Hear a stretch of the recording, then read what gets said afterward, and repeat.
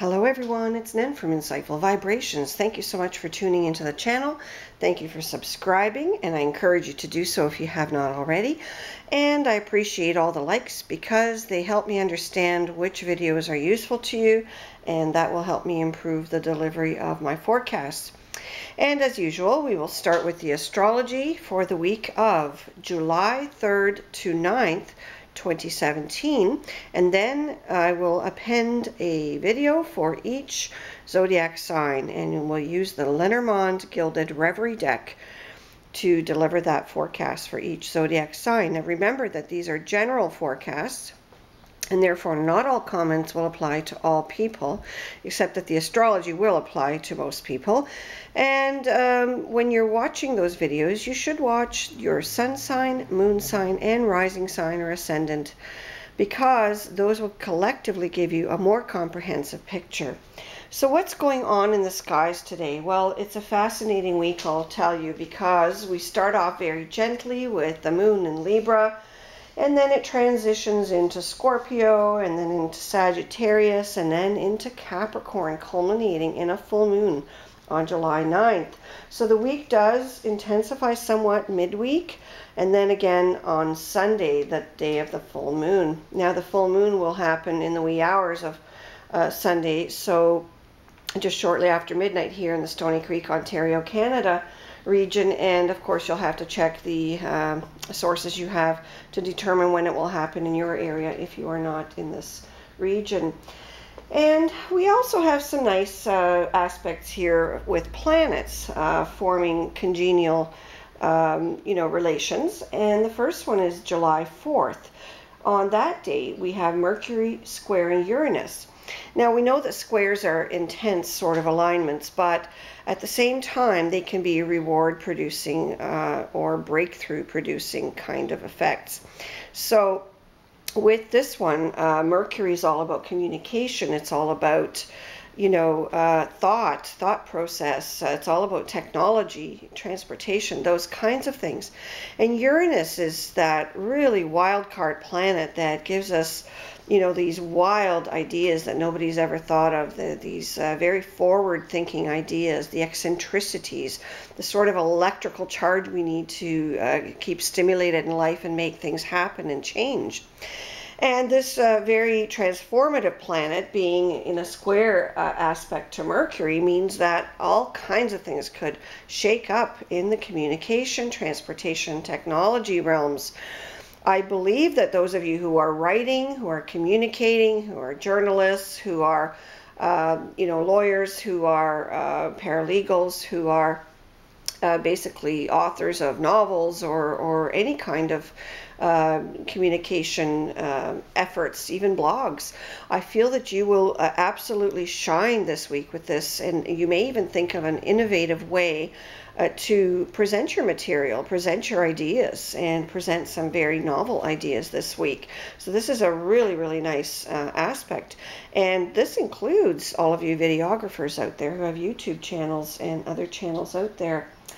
Then on July 5th, we have the Sun trining Neptune. The Sun is all about the individual. It's our life force. It's our willpower. It's what makes us shine. And Neptune, currently retrograde up until the third week of November 2017, is the planet of illusion. It's the planet of dreams, of hopes, of wishes, and also the planet that can, make us a little bit laid back.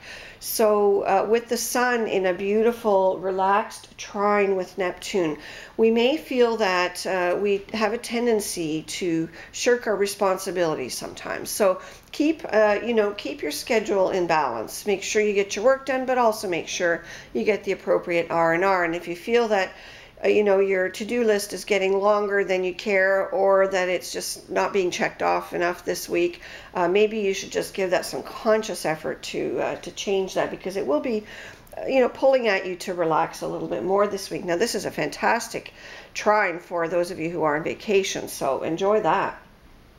Then on July 5th, we have the Sun squaring Jupiter, and again, where the squares are usually intense sort of events, I think that the Sun square Jupiter is generally positive, because, as long as you know to keep in check, any arrogance, any outlandishness about, any outlandish ideas about yourself, as long as you don't become over grandiose this week, I think this is just a wonderful planet, because you have, the planet of benevolence, Jupiter, squaring the sun. And, when they tug at each other, they're both benevolent, celestial bodies. When they tug at each other like that, to me, it just means more of good things. It's just that, you have to find that balance and not go overboard.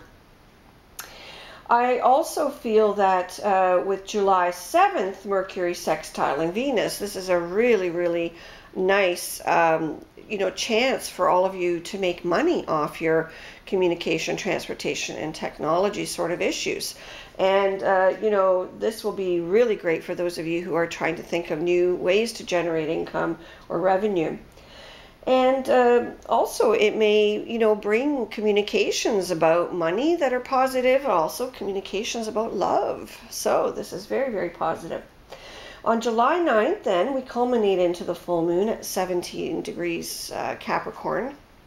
And basically what we have here is Capricorn being a very mature sign, a sign of structure, a sign of, steady building up of your life in general. It's very much a career-oriented sign. It's very much, the sign that helps give civilization its structure. So it's a very important full moon, because what this means is that the full moon will be expecting you to culminate whatever you're working on, and give it some structure, give it some form.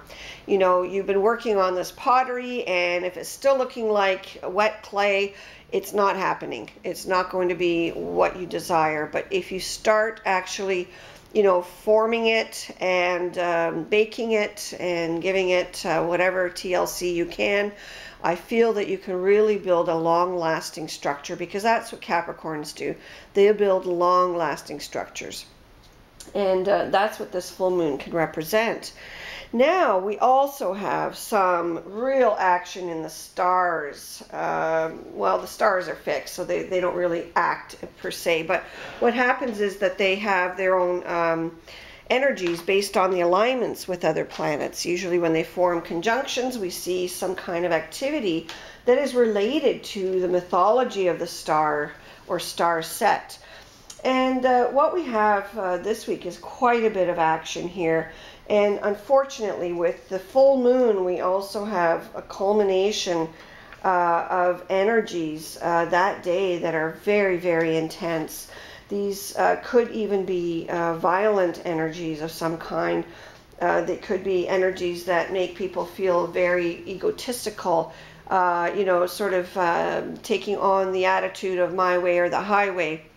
And this could play itself out on the world stage as well. I do feel that, we have some very positive stars coming up where breakthrough effects can be made, especially in the arts and writing. These are all supported by the fixed stars this week. But we have this star set Algol, and it is really a nasty star, or at least it's associated with nasty events, often dangerous, what we would call evil or violent events. And this could be anything to do with any extremism. It could be to do with, people being disillusioned or even downright criminals. So do take extra care in the 5 days leading up to the full moon, and also on the night of the full moon and the full day of the full moon. Do take care that you don't come across any unscrupulous individuals. Of course, if this plays itself out on the world stage, there's not much most of the common people can do about it, but you can be principled enough and communicate your views to those in power, and hopefully things will go smoother. And I also feel there's a real breakthrough effect with the stars this week. So if you're looking for a break, this may be your week. It may be a week where you can really change the pattern of things. So if you've been in the doldrums, if you've dealt with issues of forgiveness, this is the time to release all that, and that way you'll move forward. So I do hope that all of you have a wonderful week, and here are your zodiac forecasts for each sign. Take care. Hello, Leo, Sun sign, Moon sign, Rising sign, folks. This is your forecast for July 3rd to 9th, 2017. We drew the ship over to the far left, card number 3, and that's the card that signifies the atmosphere for your week. We also drew the key, number 33, number 2, the clover, number 36, the cross, number 15, the bear, number 25, the ring, and number 29, the woman. And the ship is talking about you going places, literally, Leo. I do feel that there's a huge amount of success this week for you. This could be employment success, business success, success in relationships of all kinds, including love relationships. And I do feel that it's generally a very, very positive week for you. Now, with that being said, there is a small caveat, and that is that one relationship may have to end, and that is a relationship with a woman or someone who has a lot of feminine characteristics. And that to me indicates that there may be something of a difficult ending with the cross and the woman in place, but it also signifies a new beginning with a woman, another one. So this may be where one relationship does not work and then another relationship takes its place. So that would be a lot of action for 1 week, but I suppose that you've already known for some time that your relationship hasn't been working if you're in that position. And so all it is a matter of moving forward and giving yourself the freedom and the space to enjoy a new relationship.